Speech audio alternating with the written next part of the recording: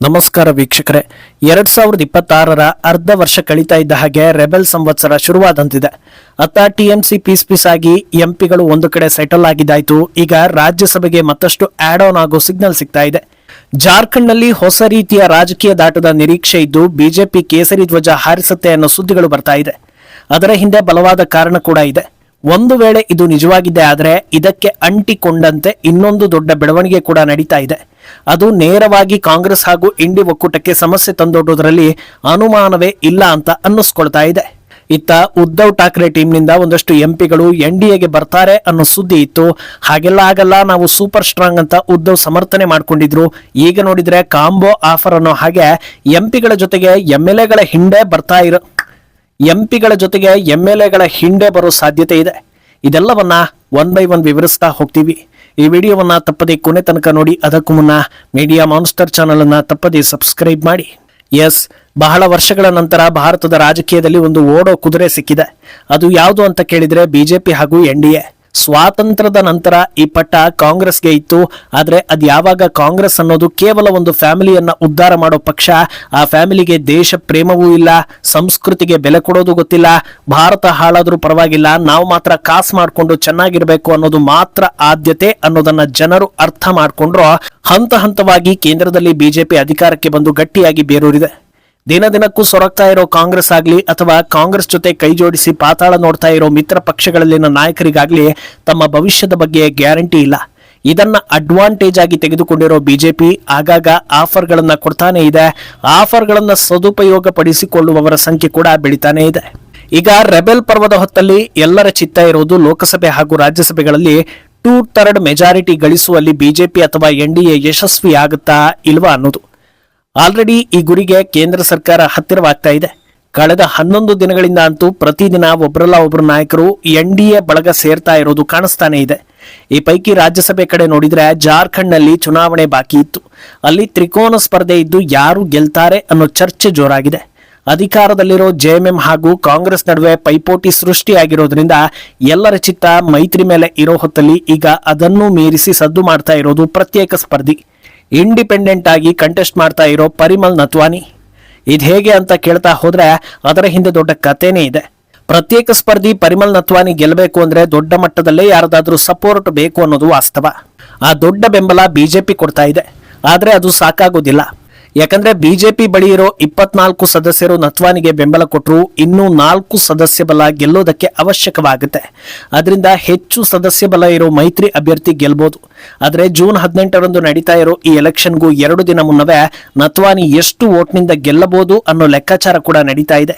ಬರೋಬ್ಬರಿ 35 ವೋಟ್ಗಳಿಂದ ನತ್ವಾನಿ ಗೆದ್ದು ಬರ್ತಾರೆ. ನಂತರ ಎನ್ಡಿಎಗೆ ಬೆಂಬಲ ಕೊಟ್ಟು ಸಂಖ್ಯೆಯನ್ನ ಏರಿಸ್ತಾರೆ ಅನ್ನೋ ಟಾಕ್ ಜೋರಾಗಿದೆ. ಅಲ್ಲಿಗೆ ಕಡಿಮೆ ಇರೋ 11 ವೋಟ್ ಎಲ್ಲಿಂದ ಬರುತ್ತೆ ಅನ್ನೋದರ ಬಗ್ಗೆ ಅನುಮಾನವೇ ಬೇಡ. ಎದುರು ಪಕ್ಷದ ನಾಯಕರೇ ಕ್ರಾಸ್ ವೋಟ್ ಮಾಡೋ ಸಾಧ್ಯತೆ ಇದೆ. ಈಗ ಇರೋ ಪ್ರಶ್ನೆ ಯಾಕೆ ಅಂತ.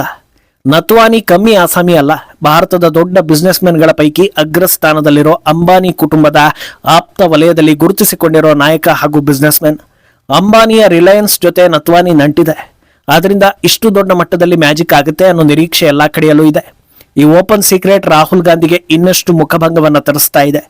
ಯಾಕಂದ್ರೆ ಕೇಂದ್ರ ಸರ್ಕಾರದ ವಿರುದ್ಧ, ಮೋದಿ ವಿರುದ್ಧ ಅಪೋಸ್ ಮಾಡೋದಕ್ಕೆ ಯಾವುದೇ ಅಸ್ತ್ರ ಇಲ್ಲದಾಗ ಅದಾನಿ ಅಂಬಾನಿ ಅನ್ನೋ ಹೆಸರಲ್ಲಿ ರಾಹುಲ್ ಎಷ್ಟೋ ಸಲ ಅಸ್ತ್ರ ಪ್ರಯೋಗ ಮಾಡಿದ್ದಾರೆ. ಸರಿ, ಅಂಬಾನಿಗೂ ಕೇಂದ್ರ ಸರ್ಕಾರಕ್ಕೂ ಹೇಗೆ ಸಂಬಂಧ? ಯಾರ ಹಣವನ್ನ ಕಿತ್ತು ಅಂಬಾನಿಗೆ ಕೊಡ್ತಾ ಇದ್ದಾರೆ? ಅದಕ್ಕೆ ದಾಖಲೆಗಳು ಇದೆಯಾ ಅನ್ನೋ ಪ್ರಶ್ನೆಯನ್ನ ಕೇಳುವಷ್ಟು ಸಾಮರ್ಥ್ಯ ಇರುವವರು ಯಾರು ಅವರಿಗೆ ವೋಟ್ ಹಾಕೋದಿಲ್ಲ. ಈಗ ವೋಟ್ ಹಾಕ್ತಾ ಇರುವವರಿಗೆ ಇಂಥ ಸಾಮಾನ್ಯ ಜ್ಞಾನ ಇರೋದಿಲ್ಲ ಅನ್ನೋ ಏಕೈಕ ಧೈರ್ಯದಿಂದ ಉದ್ಯಮಿಗಳ ಹೆಸರಲ್ಲಿ ಆಟ ಆಡ್ತಾ ಇದ್ರು. ಆದ್ರೆ ನೀವು ಜನರನ್ನ ಏನ್ ಬೇಕಾದ್ರೂ ಹೇಳಿ ಸುಧಾರಿಸಿ, ನಮ್ಮ ಜೀವನ ನಾವು ನೋಡ್ಕೊಳ್ಳೇಬೇಕಲ್ವಾ ಅಂತ ಅವರದ್ದೇ ಪಕ್ಷದ ನಾಯಕರು ಕ್ರಾಸ್ ವೋಟಿಂಗ್ ರೆಡಿ ಆಗಿರೋ ಬಗ್ಗೆ ಸುದ್ದಿಗಳು ಬರ್ತಾ ಇದೆ. ಇದು ನಡೀತು ಅಂದ್ರೆ ಮತ್ತೆ ತಿಪ್ಪರ್ಲಾಗ ಹಾಕಿದ್ರು ಎನ್ಡಿಎ 2/3 ಮೆಜಾರಿಟಿಗೆ ಹೋಗೋದನ್ನ ತಪ್ಪಿಸೋದಕ್ಕೆ ಸಾಧ್ಯವಿಲ್ಲ. ಯಾಕಂದ್ರೆ ಕ್ರಾಸ್ ವೋಟಿಂಗ್ ಅನ್ನೋದು ನೆಹರು ಕಾಲದಿಂದಲೂ ಇದೆ. ಈ ಕ್ರಾಸ್ ವೋಟಿಂಗ್ ಮಾಡಬಾರದು ಅಂತ ಸಂವಿಧಾನದಲ್ಲೂ ಇಲ್ಲ. ಅದರಿಂದ ಸೋತ ಬೆನ್ನಲ್ಲೇ ಪ್ರಜಾಪ್ರಭುತ್ವಕ್ಕೆ ಧಕ್ಕೆ, ಮೋಸ, ವಂಚನೆ ಅಂತ ಹೇಳಿ ಸಮರ್ಥನೆ ಮಾಡ್ಕೊಳ್ಬಹುದು. ಆದ್ರೆ ಇನ್ನೊಂದು ದಿಕ್ಕಲ್ಲಿ ಬಿಲ್ ಪಾಸ್ ಮಾಡೋದಕ್ಕೆ ಎನ್ಡಿಎ ಅಖಾಡವನ್ನ ಗಟ್ಟಿಗೊಳಿಸ್ತಾ ಇರುತ್ತೆ. ಇಂಟ್ರೆಸ್ಟಿಂಗ್ ವಿಷಯ ಏನಂದ್ರೆ ಇದೇ ರಾಜ್ಯಸಭಾ ಎಲೆಕ್ಷನ್ ವಿಚಾರದಲ್ಲಿ ಕಾಂಗ್ರೆಸ್ ಹಾಗೂ ಜೆಎಂಎಂ ನಡುವೆ ಜಟಾಪಟಿ ಉಂಟಾಗಿತ್ತು. ಒಪ್ಪಂದ ಇಲ್ಲದೆ ಇಷ್ಟ ಬಂದಂತೆ ಅಭ್ಯರ್ಥಿಗಳನ್ನ ಹಾಕಿದ್ರು ಅನ್ನೋ ಸುದ್ದಿ ಸದ್ದು ಮಾಡಿತ್ತು. ಹೇಗೋ ಅವರವರಲ್ಲೇ ಬಿರುಕಿರುವಾಗ 3ನೇ ವ್ಯಕ್ತಿ ಗೆಲ್ಲೋದ್ರಲ್ಲಿ ಅಚ್ಚರಿ ಇಲ್ಲ ಅಂತ ಅನ್ನಿಸ್ಕೊಳ್ತಾ ಇದೆ.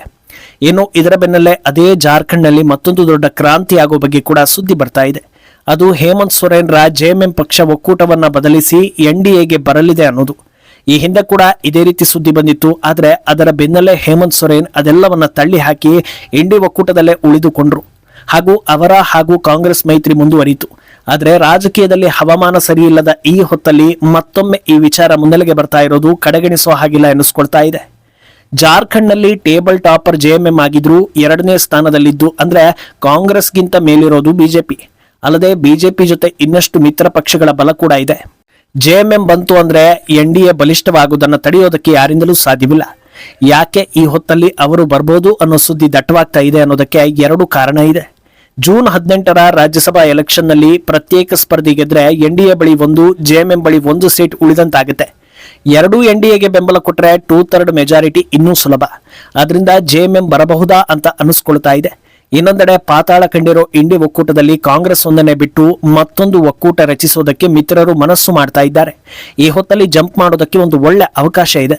ಕಾಂಗ್ರೆಸ್ ಪಕ್ಕಕ್ಕಿಟ್ಟರೂ ಸದ್ಯದ ಪರಿಸ್ಥಿತಿಯಲ್ಲಿ ಉಳಿದವರ ಒಕ್ಕೂಟ ಸುನಾಮಿ ಎಬ್ಬಿಸೋ ಮಟ್ಟದಲ್ಲಿ ಇಲ್ಲ.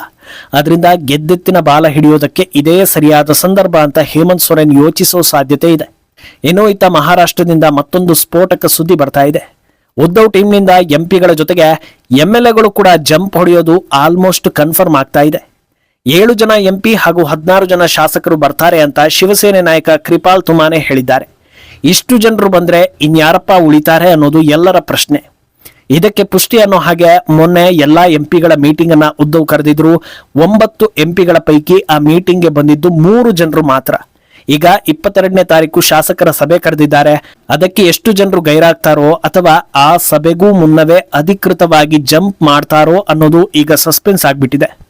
ಬಹುಶಃ ಈ ರೆಬೆಲ್ ಅನ್ನೋ ಚಾಪ್ಟರ್ ನಲ್ಲಿ ಅತ್ಯಂತ ಬಾಧಿತ ನಾಯಕ ಅಂದ್ರೆ ಅದು ಉದ್ಧವ್ ಠಾಕ್ರೆ ಅಂತ ಅನಿಸ್ಕೊಳ್ತಾ ಇದ್ದಾರೆ. ದಶಕಗಳ ಮೈತ್ರಿ ಅಂದಾಗ ಸಿಎಂ ಆಗೋ ಆಸೆ ಇದ್ರೆ ಅದನ್ನ ಕೂತು ಮಾತಾಡಿ ಎಲ್ಲಾ ಆಯಾಮದಲ್ಲೂ ಚರ್ಚಿಸಿ ಫೈನಲ್ ಮಾಡ್ಕೊಳ್ಬಹುದಿತ್ತು. ಆದ್ರೆ ನಾನು ನಾಳೆಯೇ ಸಿಎಂ ಆಗ್ಬೇಕು ಅಂತ ಸ್ವಂತ ಅಪ್ಪನ ಆಶಯಗಳಿಗೆ ವಿರುದ್ಧವಾಗಿ ನಿಂತು ಕಾಂಗ್ರೆಸ್ ಜೊತೆ ಕೈ ಜೋಡಿಸಿ ಸಿಎಂ ಕುರ್ಚಿ ಮೇಲೆ ಕೂತ್ರು. ಆದ್ರೆ ಅದಾದ ಬಳಿಕ ಪಕ್ಷ ಪೀಸ್ ಶಿವಸೇನೆ ಸಿಂಬಲ್ ಹೋಯ್ತು. ವಿಧಾನಸಭೆಯಲ್ಲಿ ಪಾತಾಳ, ಮುಂಬೈ ಮಹಾನಗರ ಕೂಡ ಕೈಯಲ್ಲಿಲ್ಲ. ಈಗ ಉಳಿಕೆ ಪಳಿಕೆ ನಾಯಕರು ಟಾಟಾ ಬೈ ಬೈ ಅಂದ್ರೆ ಹೇಗ್ ತಡಿಬೇಕು ಜೀವ ಅಂತ ಅನ್ನಿಸ್ಕೊಳ್ತಾ ಇದೆ. ಮುಂದೇನಾಗುತ್ತೆ ಅನ್ನೋದನ್ನ ಕಾದು ನೋಡ್ಬೇಕು. ಈ ಬಗ್ಗೆ ನಿಮ್ಮ ಅಭಿಪ್ರಾಯವನ್ನ ತಪ್ಪದೆ ಕಮೆಂಟ್ ಮೂಲಕ ತಿಳಿಸಿ.